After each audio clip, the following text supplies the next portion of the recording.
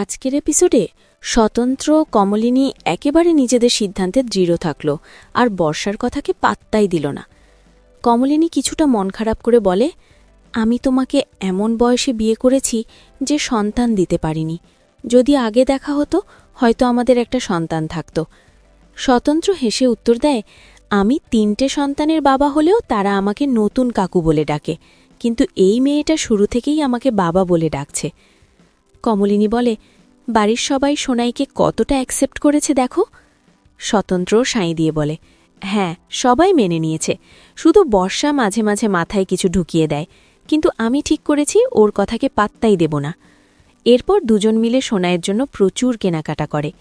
কমলিনী একটু চিন্তিত হয়ে বলে, এত কিছু কিনে ফেললাম, বাড়িতে সবাই বলবে না? স্বতন্ত্র দৃঢ়ভাবে বলে, তাতে কি হয়েছে, ও তো কোনোদিন ভালো মন্দ কিছু পায়নি, আমরা ওকে আমাদের মেয়ের মতোই মানুষ করব। কমলিনী আবেগে বলে, আমি চাই ভবিষ্যতে সবাই বলুক মেয়েটা কমলিনীর মতো হাঁটে, কমলিনীর মতো খায়।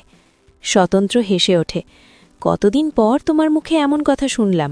সোনাই এসে আমাদের জীবনে হারানো হাসি ফিরিয়ে দিয়েছে।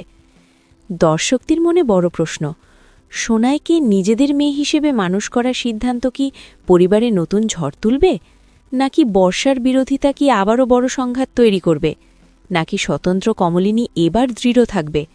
আপনার মতামত কমেন্টে জানাতে ভুলবেন না, আর ভালো লাগলে আমাদের চ্যানেল সাবস্ক্রাইব করে পাশে থাকবেন।